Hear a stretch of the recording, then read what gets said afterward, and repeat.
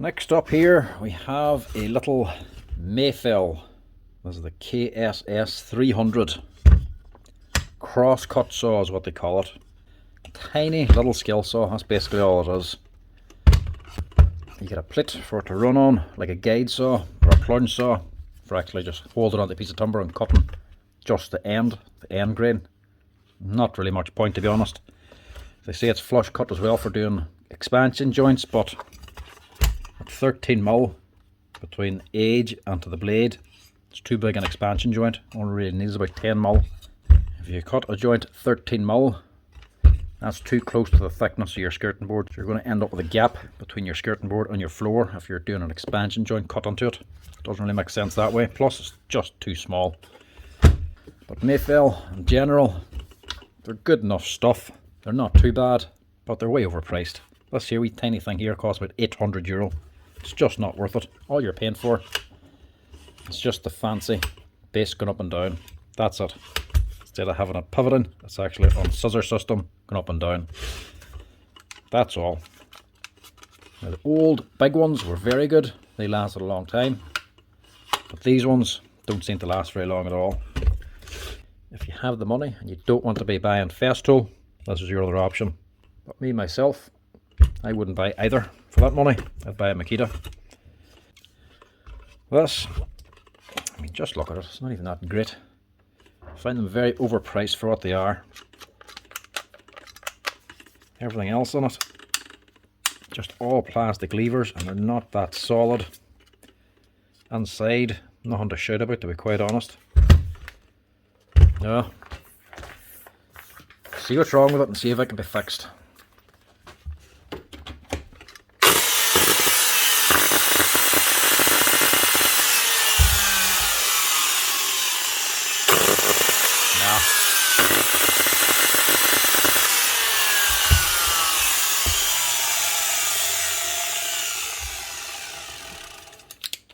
That's not looking good.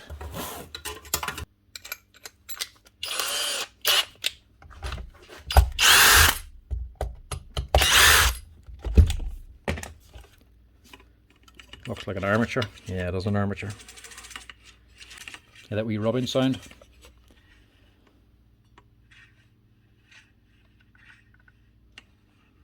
Just there. That segment's gone. And that one's gone. So that's raised up there. So, new motor needed for a KSS 300. Let's price that. Okay. That armature is costing roughly around €180. So I'm going to need armature and a set of brushes fitting it. You're looking about a €250 repair at least. But the customer says he does actually want to fix it, so we are going to go ahead of this one. I'm just going to open her up and make sure there's nothing else we're going to need.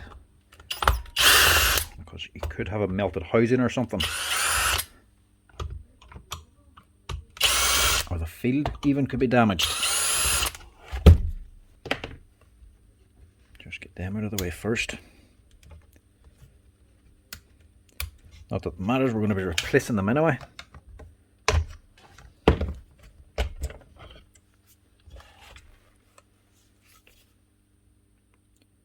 Right, the field looks okay. That should be alright. And the housing's alright. As you can see, really not much to them. We basic brass brush holders just pressed into the plastic housing. We steel shim at the bottom. It's not even encasing the whole bearing. She's only just doing the bottom. Still better than just sitting on plastic. But general feel, quality, a bit light.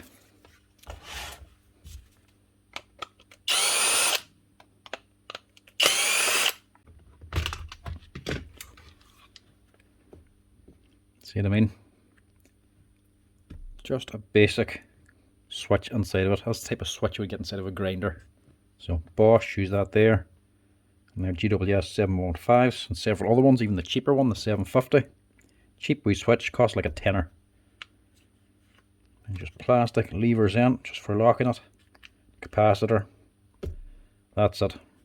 It's good there's no controller or anything like that there on it, speed control, less to go wrong. But she's a very basic setup, and really, I can't see how it's worth the price.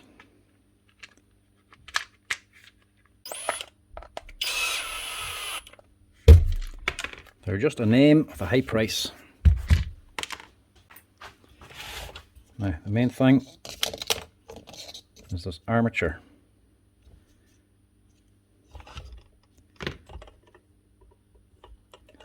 What is that even locking?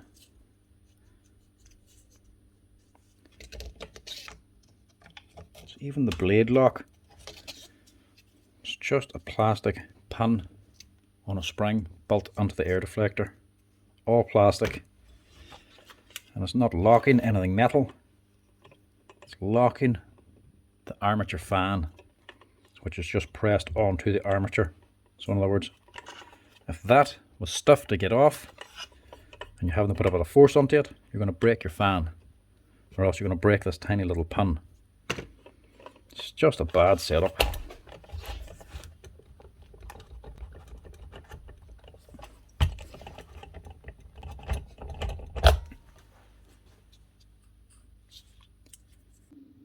Bearings themselves on it, it's only a 607 here in the bottom. But they're a HWG bearing. It's not a big brand bearing, but still supposedly made in Germany. But they wouldn't be the biggest manufacturer now. Still, not bad. Same in the bottom, HWG. And she's what? 6,000 bearing. So that is completely gone there. Blew that out. That's now raised up. That's gone. Needs to be replaced. Gearbox ain't too bad. And the bearings sound okay. So I think we'll get away with that. All we should need to do, replace the armature and the brushes. So that's what we'll do. Order them in, get them fitted another day, because that's going to take a few weeks to get here. So for now, I'm going to box it up. So this is just another one for the rack zone rolling rack. Store it there until the parts come in. She's a nice small compact machine. I just don't think she's worth 800 quid. Okay, parts are on. So we can get back to this.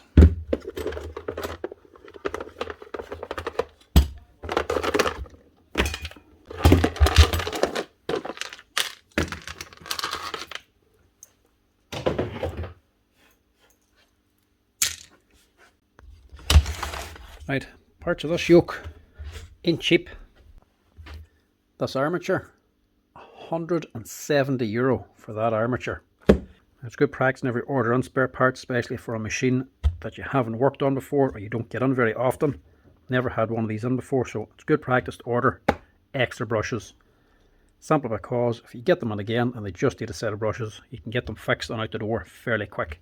Plus, having a selection of brushes is always good to have, so even if I don't get one of these in again, they could fit a different machine.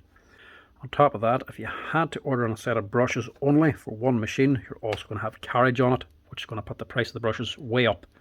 So when you're ordering other spare parts, it's always good to order a few extra brushes just in case. These ones being Mafell are actually quite expensive. These are working out at €17 plus the VAT for the brushes. Quite expensive, so I only ordered 2 sets.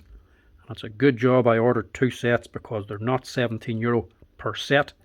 They're actually sold individual. So I ordered 2, I assumed sets. It's actually 2 brushes.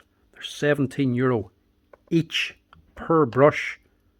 So it's €34 for that set of brushes. Crazy money.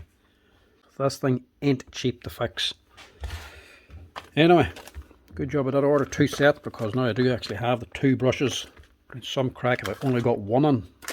The armature. Over the breakdown. Yep. she's just bare bones. You'll actually have to change over the fan as well, and you'll have to replace the bearings, even the little insulator down here. You'll have to swap that over. Otherwise you're ordering more parts. Your armature, this number here, 088 177, if you ever need one of these. And your brushes are 063 166. Be careful, you'll have to order 2. Now, first off, you gotta get this bearing off and this one so we can pull the fan off. Fan's not glued on, she's just pressed on these little ridges. So as long as that's not slack, the old fan should fit new armature, no problem. So the bearings for it are a 6000 at the top and a 607 on the bottom. Now to take off the bearing and the fan, you can get a set of splitters. You can chance putting them on the back of the fan, pressing the two off together. I'm not going to take that chance. Sometimes the bearing's very tight, you can end up squashing the fan, and I want to reuse that, so I'm not going to use the fan to take the bearing off. I'm going to smash the bearing, clamp the inner race with the splitters to take the bearing off on its own, so then I can just take the fan easily off without any pressure. And the best way to remove the outer race without damaging anything else is to just smash it in the vise.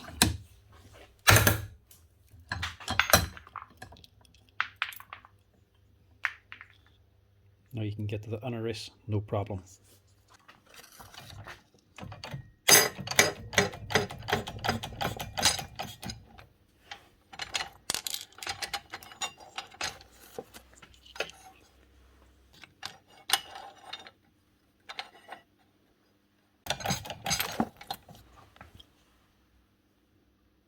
There we go.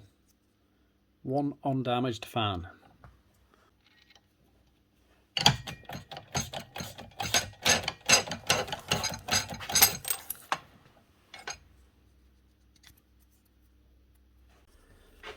So now, we don't need that. We just need the fan, which is also the lock for locking your blade when changing it.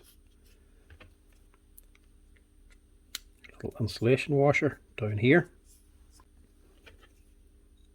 We can press on these two bearings. This bearing on to hold on this insulation washer. So get that on first. Then we'll put the 6000 on to lock the fan in place.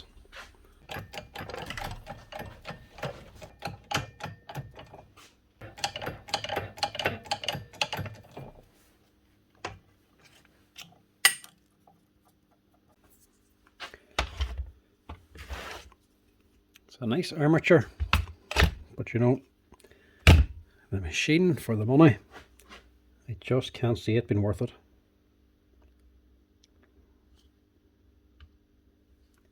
I actually scraped out the old grease out of there. It was going a wee bit hard, so just clean that cavity out. Just put some fresh stuff on.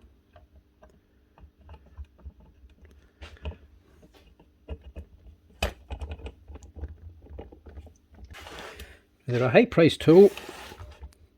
And the build of the base and the frame, this here actual motor housing and all, ain't too bad.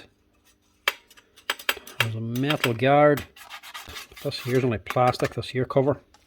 I don't think they're justified in the price, to be honest. I mean, even just the air deflector, I don't think that's the best setup.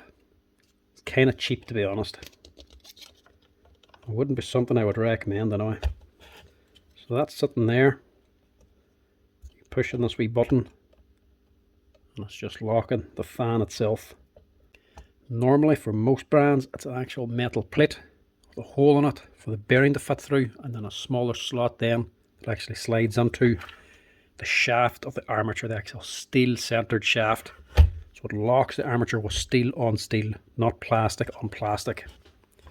I really don't like that.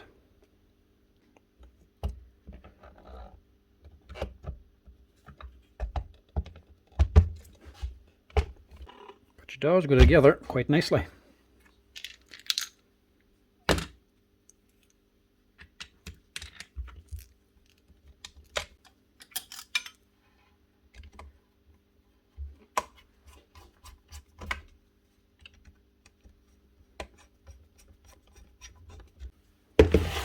Right, I think now it's just the brushes.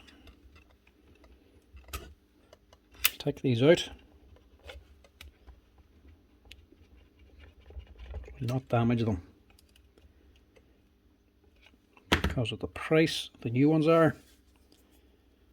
We're not going to reuse the old ones. Never like to use old brushes with a new armature, just in case there's any imperfections or any damage that could end up damaging the expensive armature. The armature is the expensive bit. These are just the cheap consumable part. Always replace them with a new armature, but we'll not throw these away and we'll not let them get damaged. I'll package them up and actually send them back to the customer with this here, because of the price of them you might want a spare set.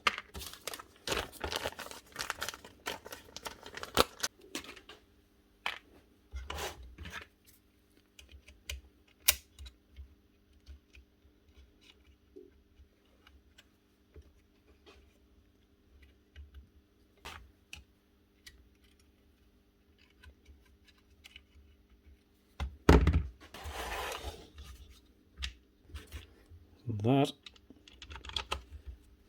is just about it. It's as easy as that to change the motor on a Mafell plunge saw, or at least a mini one. The Mafell Type KSS 300 from 2007. Now, let's see what she runs like.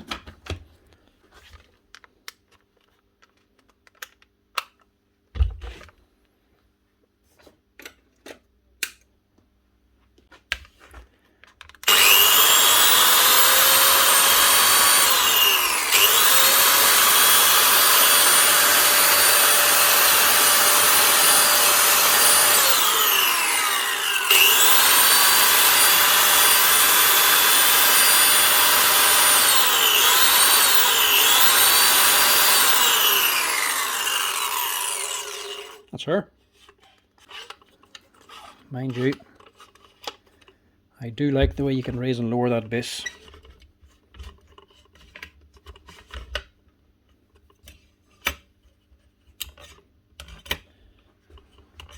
And that you don't have to touch the guard at all.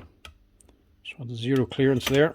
So once the blade totally clear at the base, and you can just adjust the cut down as you need.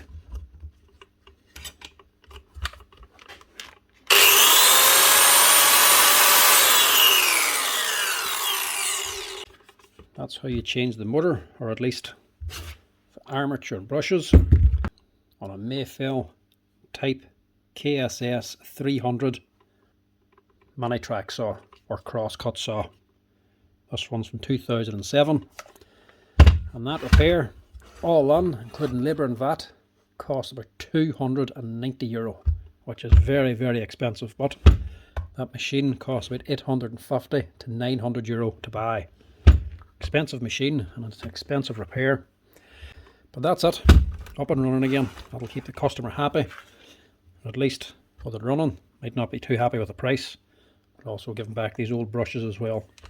Thanks for watching, folks. Give us a wee like and a follow if you're enjoying the videos. And a big shout out to all my members as well. Thanks for all your support for making these videos possible. Cheers. Thanks.